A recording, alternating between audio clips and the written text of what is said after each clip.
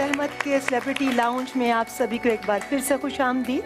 जैसे कि आप सब लोगों को मालूम है कि हमारे इस सेगमेंट के अंदर बहुत खूबसूरत शख्सियात आती हैं, शोबिस की पर्सनालिटीज़ आई, सियासत से ताल्लुक़ रखने वाले लोग आए, मगर आज एक बहुत ही ख़ास पर्सनालिटी है जो बहुत ही ख़ास शोबे से ताल्लुक़ रखते हैं। फैशन डिज़ाइनिंग, इसकी बड़ी अहमियत है।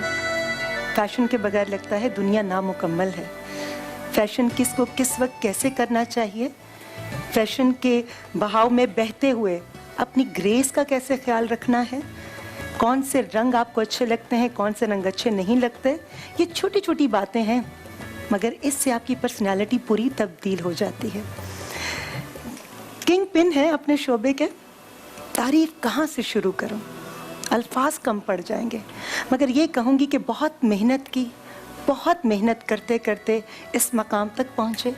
और जब भी कोई शो ऑर्गेनाइज़ करते थे फ़ैशन के हवाले से, तो हर शो को वो अपनी वालदा के नाम से मंसूब कर देते थे। मैं सोचती थी और भी बहुत सारे अच्छे अच्छे डिज़ाइनर्स हैं, बहुत अच्छा काम कर रहे हैं, मगर क्या वजह है कि उन सब की मौजूदगी में ये जो डिज़ाइनर है ये सब पर सबकत ले जाता है। इसके पास ऐसी कौन सी जादू की छड़ी है। मैंने जेम्स बॉन्ड बनकर इन्वेस्टिगेशन करने की कोशिश की, फिर मुझे एक बात का पता चला, बहुत ही खूबसूरत बात। जैसे कि आप सब लोगों को मालूम है कि मैं झूठ से काम नहीं लेती, मैं अपनी ज़िंदगी में बहुत कम झूठ बोलती हूँ। और रब्बे कायनात को जानते हुए आपके सामने जो भी ये मैं बातें कर रही हूँ, ये मैं स्क्रिप्टेड नहीं कर रही, ये मैं जो कुछ बोल रही हूँ मैं अपने दिल से बोल रही हूँ, दिल की गहराइयों से बोल रही हूँ। वो बोल रही हूँ जो मैंने महसूस किया फॉर द लास्ट 2 डेकेड्स इस शख्सियत के लिए। अच्छा जी, वहीं से बातों का सिलसिला शुरू करती हूँ जहाँ से मैंने मुनक़ता किया था कि मैंने इन्वेस्टिगेशन की कि क्या राज है इस शख्स की इतनी कामयाबी का कि ये मिट्टी में हाथ डालता है सोना हो जाती है। इतने सारे दूसरे डिज़ाइनर्स की मौजूदगी में इसकी प्रोडक्ट सबसे ज़्यादा तवज्जो का बाइस बन जाती है। आपको पता है कितनी सिंपल सी बात मुझे पता चली, बात सादा है मगर बहुत गहरी। ये अपनी वालदा की इतनी इज्जत करते हैं क्योंकि इनको पता चल गया कि जिसके कदमों तले रब्बे कायनात ने जन्नत रखी है, इस शख्स ने कोशिश की मरने के बाद तो जन्नत जिसको मिलेगी सो मिलेगी। अल्लाह ताला ने मुझे जो दुनिया में जन्नत दी है मेरी माँ के कदमों तले, मैं उस जन्नत की कदर करूँ, और इस शख्स ने की। इसकी कामयाबी की यही वजह मुझे सबसे बड़ी नज़र आती है। फिर उस माँ की तरबियत। अच्छा डिज़ाइनर तो है ही, बोलते बहुत अच्छा है, पढ़ा लिखा होने के बावजूद दूसरों को, अपने से कम पढ़े लिखों को इज्जत देना जानते हैं। पूरी दुनिया में पाकिस्तान को इतनी खूबसूरती से रिप्रेजेंट करते हैं। पाकिस्तानी फ़ैशन को जिस ग्रेस के साथ ये लेकर जा रहे हैं उसके बारे में क्या ही कहना। और ख़ास तौर पे हमारे ईस्टर्न मलबूसात को एक डिग्निटी, एक क्लास, एक स्टाइल नज़र आता है। बहुत दिल कर रहा है कि और बहुत कुछ बोलूं, मगर कहते हैं कि किसी को आप बहुत पसंद करते हो तो चाहते हैं कि अब बहुत सारी बातें वो खुद आकर हमें बताएं। आपकी भरपूर तालीमें, बहुत बड़ा डिज़ाइनर, बहुत प्यारा इंसान, बहुत अच्छा दोस्त और बहुत बेहतरीन बेटा, हसन शेरियार यासीन।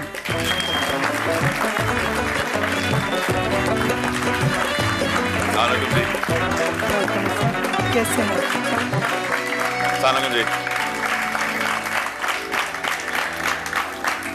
Thank you.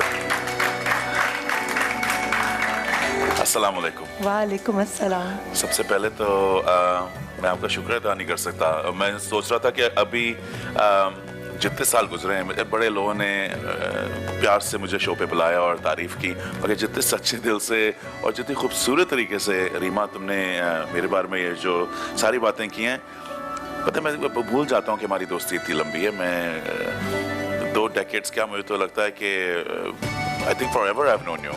मगर जिस तरीके से आपको किसी को अप्रिशिएट करने का एक अंदाज है आपका, दूसरे लोगों को काम के अंदर एक ना सिर्फ अच्छाई देखना उनके काम में, मगर उनके मेरी वालदा के साथ, और वो मैं बताता चलूँ कि एक्चुअली मेरी अम्मी बहुत क्लोज हैं रीमा से। ना सिर्फ मेरी वालदा, हमारे स्टूडियो में अगर बहुत से स्टार्स आते हैं और हमें बड़ा खुशी होती है कि इस तरह लोग आते हैं, मगर रीमा आती हैं तो सब बहुत ज़्यादा खुश होते हैं। क्योंकि रीमा मेरे बारे में कह रही थी कि मेरी तरबियत अच्छी है। आप जानते नहीं कि वो किस तरह पेश आती हैं, चाहे सिक्योरिटी गार्ड हो या चाय सर्व करने वाला मेरे कोई टीम मेंबर हो या मेरा सीनियर डिज़ाइनर हो। तो आपने, मुझे लगता है कि थोड़ा सा अपने आप को मेरे में देखा, जिसकी वजह से मैं बहुत ज़्यादा खुश हूँ। नहीं, thank you so very much. Please Sheru तशरीफ रखिए। बहुत शुक्रिया आने का। बहुत ही प्यारी शख्सियत है जी। यकीन कीजिए कि आज बहुत खुश हूँ। मेरे लिए मेरा हर मेहमान बहुत ख़ास है, मगर शेरू को मैंने देखा है इतनी स्ट्रगल करते हुए। अच्छा, सबसे पहले तो ये बताएं, शेरू नाम कैसे पड़ा आपका? स्टोरी ये कि जी मेरी वालदा मुझे बताती रहती हैं। एक्चुअली मेरे वालिद साहब जो थे वो पॉलिटिशियन थे, और उनके दोस्त उस वक़्त शेर पंजाब कहलाए जाते थे। गवर्नर साहब थे मुस्तफ़ा कर साहब, और वो बहुत करीब थे उनके, और उनके उन्हीं के ऊपर से लेके आई गेस वो इंस्पायर्ड होके शेर पंजाब, शेर, और क्योंकि मैं पहला बेटा था, इकलौता बेटा हूँ, बड़ा शौक था, तो उन्होंने शेर नाम रखा। मगर मेरी वालदा को शेरू नाम तो पसंद था, मगर उसमें सबसे ज़्यादा शेरू वही कहती हैं, मगर उनको नाम शहरयार बड़ा पसंद था। तो उन्होंने कहा शेरू तो तुम्हें प्यार से कहेंगे और तुम्हारा नाम शहरयार होना चाहिए। वालदा ने शहरयार रखा। हाँ, मगर अजीब बात यह कि हसन मेरा पहला नाम नहीं था। मेरा नाम था, वालदा ने रखा था शहरयार। बड़े कम लोग ये जानते हैं, क्योंकि जब मैं होने वाला था तो डॉक्टर्स ने बहुत अम्मी को मना किया था कि ये डिलीवरी जो होगी शायद ये आपकी सेहत के लिए या बच्चे की सेहत के लिए अच्छी ना हो। अम्मी ने, हम लोग सुन्नी हैं, मगर अम्मी ने हज़रत अब्बास की, हज़रत हसन की, सबकी उन्होंने मन्नत मांगी कि अगर मेरा बेटा हुआ और ठीक हुआ और सब कुछ इंशाल्लाह ठीक हुआ, तो मैं उनकी बरसी पे जो मैं कर सकती हूँ गरीबों के लिए, लोगों के लिए, मैं करूँगी। और अम्मी बहुत ज़्यादा हैं सदका देने वाली। मुझे हमेशा सच बता रही होती हैं कि गरीबों को तो ये जो तुम पैसे इधर जोड़ के इस चीज़ को दे रहे हो, या किसी की मदद के लिए, तो कॉन्स्टेंटली हमारे वर्कर्स को भी उनकी बच्चों की तालीमों के लिए, उनकी सेहत के लिए वो काम करती रहती हैं। तो मेरा नाम उन्होंने रख दिया शहरयार। तो 5 साल का था जब मुझे ख्वाबें आना शुरू हो गई। मैं कहता था कि अम्मी, आपकी अम्मी, मेरी नानी जो फौत हो गई थी जब मेरी वालदा सिर्फ 8-9 साल की थी, तो मैं उनसे कभी मिला नहीं। मैं कहता, अम्मी आपकी अम्मी आई हैं मेरे ख्वाब में, और वो मुझे कह रही हैं कि मैं आपको बताऊं कि मेरा नाम शहरयार नहीं, मेरा नाम हसन है। और अम्मी कहती थी, ये बेटा ये इस तरह की बातें कर रहे हो, ये बच्चे हो, तुम्हारा नाम शहरयार है, शेरू। और 5 साल के थे जब? मैं 5 साल का था। ठीक। और इस तरह का मैं अम्मी से जिद करता रहा 13 साल की उम्र तक। ये नहीं अम्मी, मेरा नाम मुझे लगता है शहरयार नहीं है, मेरा नाम हसन है, और मुझे बुलाएं। मुझे कोई हसन नहीं बुलाता था। फिर मैं जिद के साथ, मैं स्कूल में, ऑफ कोर्स वहाँ तो रोल कॉल में होता था शहरयार यासीन, मैं H लिखना शुरू हो गया छोटा सा कि मेरा नाम हसन है। कर आके अम्मी ने फाइनली, और मैं कहता अम्मी मुझे भी ख्वाबें आ रही हैं कि मेरा नाम हसन होना चाहिए। और फाइनली 13 साल की उम्र में अम्मी ने कहा कि ठीक है, अगर तुम्हारी इतनी जिद है तो तुम दोनों नाम रख लो। तो आपने गिव अप नहीं किया? हाँ, नहीं, आपने गिव अप नहीं किया? मैं किसी चीज पे गिव अप नहीं करता। आपको लगता नहीं कि ये इस हसन नाम की बरकत है? बहुत ज़्यादा। मुझे तो ये नाम बहुत, इसलिए नहीं मैं कह रहा हूँ कि मेरा नाम है, मुझे बहुत खूबसूरत नाम लगता है हसन। तो जब रखा मैं ना सिर्फ बहुत खुश था, मगर फिर उन्होंने उनकी खुशी के लिए, मैं कभी अपने आप को सिर्फ हसन नहीं कहता, मैं आपका हसन शहरयार कहता हूँ, बिकॉज मैं समझता हूँ वो मेरा पहला नाम है, मेरी वालदा का दिया हुआ नाम, और मैं समझता हूँ कि मेरी नानी का दिया हुआ नाम, इकट्ठा मिलके मेरा नाम हसन शहरयार। और मुझे इस नाम से बहुत बरकतें मिली। बहुत शायद कुछ लोग कहते हैं कि नाम में बहुत कुछ होता है, मैं इसके बारे में कुछ कह नहीं सकता, मगर मेरे नाम में मुझे बहुत, I have been very lucky. Sheru, हर इंसान को पता है कि रब्बे कायनात आपकी शाहरग के नज़दीक है। आपको कभी महसूस हुआ या कोशिश की कि मैं अल्लाह के कितना करीब हूँ? कभी जानने की कोशिश की? बहुत ज़्यादा ना सिर्फ जानने की कोशिश करता हूँ, मगर मैं समझता हूँ कि जिस तरह अल्लाह मियाँ मेरा ख्याल रखा है मेरी ज़िंदगी में, इतने मुश्किलों का, बहुत से लोगों की ज़िंदगी में मुश्किलात होती हैं। मैं ये नहीं कहूँगा कि मेरी ज़िंदगी कोई ख़ास थी, मगर ना सिर्फ मुझे, मेरी माँ को, मेरी वालदा को, मेरी बहन को, एक सिंगल पेरेंट होके आसान काम नहीं है। 4 जॉब्स करती थी अम्मी, बहुत मेहनत करती थी हमें बड़ा करने के लिए। हमारे पास नहीं थे पैसे, हमारे पास नहीं थी चीज़ें। जिस मेरी माँ लम्मी, उनको हमेशा ज़िंदगी सेहत खुशी दे, जिस तरह उन्होंने मेहनत करके हमें बड़ा किया, मैं समझता हूँ कि इस तरह कभी मैं उनका कभी शुक्र अदा नहीं कर सकता। मगर साथ साथ मैं ये समझता हूँ कि कोई मुश्किल का कोई वक्त आता था, मेरी नज़र चली गई। मैंने आपको बताया था, कभी पैसे नहीं होते थे, कभी गाड़ी क्या, मेरे पास रिक्शा या टांगे के पैसे नहीं होते थे। मुझे याद है मैं सड़कों में लिफ्टें मांग के मैं स्कूल पहुंच जाता था। स्कूल पहुंचने के तीसरे दिन, चौथे दिन मुझे स्ट्रेस होता था, अब फीस कैसे देनी है। कभी कंस्ट्रक्शन साइट पे काम कर लिया, कभी किसी घर का पेंट कर लिया, कभी किसी शॉप में कैश रजिस्टर पे बैठ गए। बहन की शादी आ रही है, क्या करना है, अब स्कूल के एग्जाम्स आ रहे हैं, कुछ चीज़ लेनी, क्या करना है, कॉलेज जाना है, किस तरह करना है, अम्मी का ख्याल रखना है। मुझे अपनी अम्मी से इतना प्यार है, मैं आपको बता नहीं सकता। उनको 4 जॉब्स देखते हुए मेरा दिनों दिमाग सब हर चीज़ में मुझे लगता है मैं ख़त्म हो जाऊंगा। हर बात आप अल्लाह ताला से करते थे? और वो मैं आपको ये बताना चाह रहा हूँ। ये मैं पूछूंगी बिल्कुल बताऊंगा जी। शेरू ने इमोशनल कर दिया। लेंगे जिस वक्त छोटा सा ब्रेक से वापस आएंगे और हसन शेरियार यासीन के साथ बातों का सिलसिला जारी रहेगा।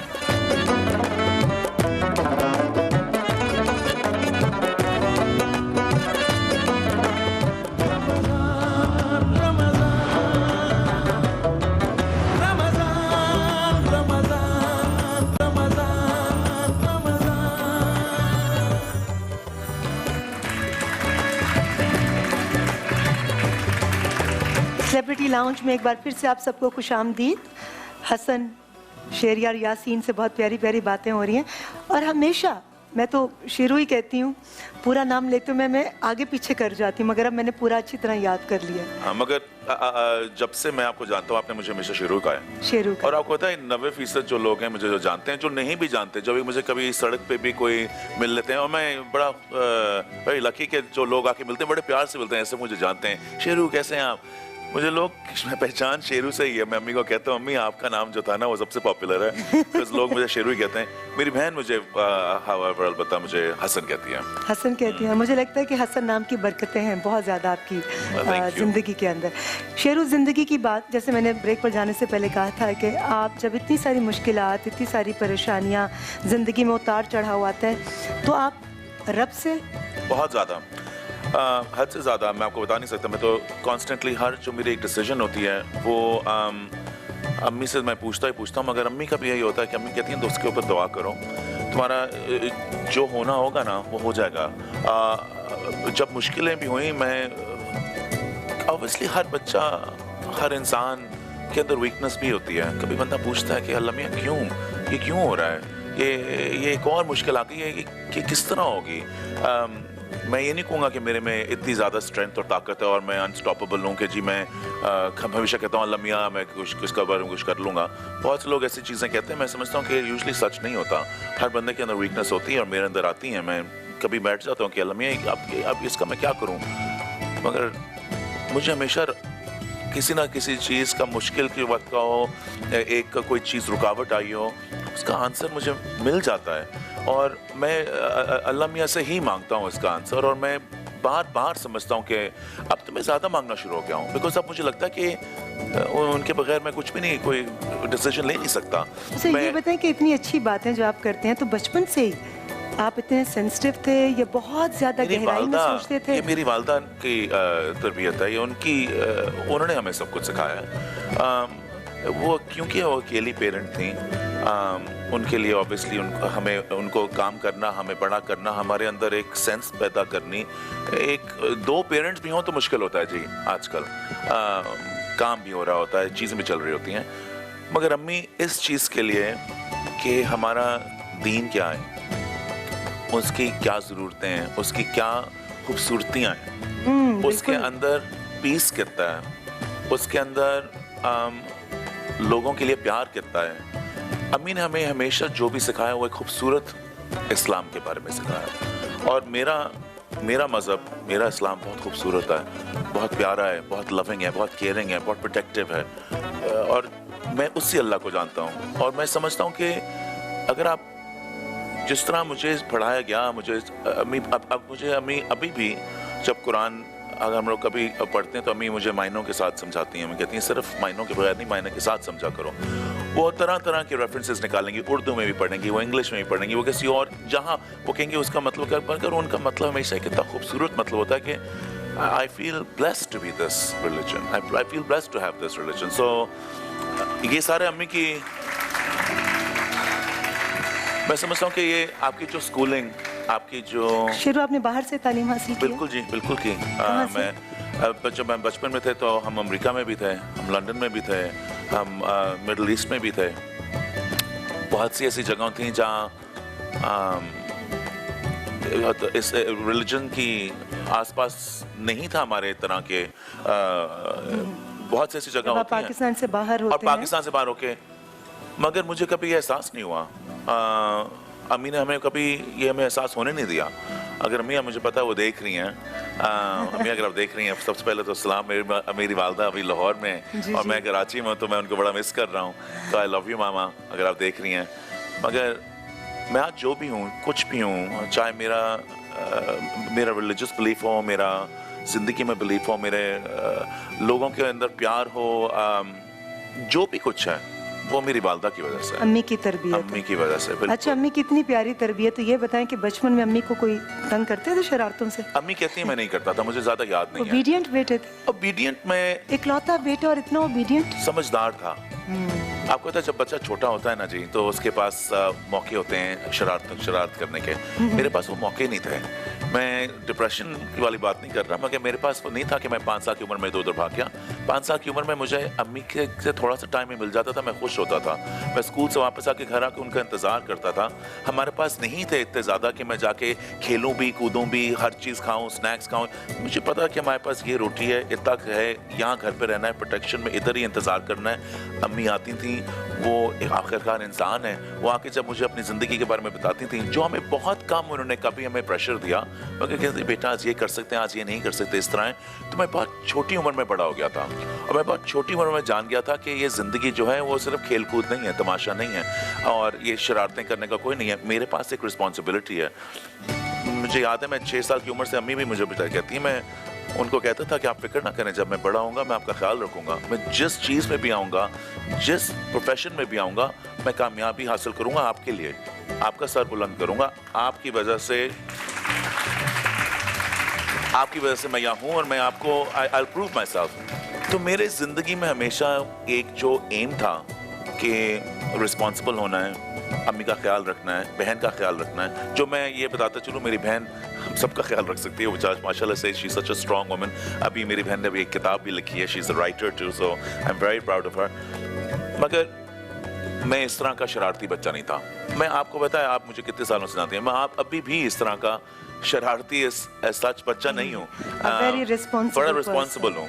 ये तो मुझे इस बात का अंदाजा। अच्छा, तो शरारती थे ही नहीं, इतनी जिम्मेदारियां पड़ गई। शुरू बहुत सारी बातें हो रही, मगर मैं चाहूँगी, क्योंकि आप एक बहुत बड़ी इंस्पिरेशन है उन तमाम लोगों के लिए जो अपने हालात का रोना रोते रहते हैं और जो ये समझते, because you are a fighter. आपने फाइट किया हालात से, आपने नाकामी या तंगदस्ती को यहाँ सवार नहीं किया, यहाँ सवार नहीं किया, आपने फाइट कर कर आज आप इस मकाम तक पहुँचे हैं कि आप कितने लोगों की हेल्प कर सकते हैं। आपने गिव अप नहीं किया। नहीं।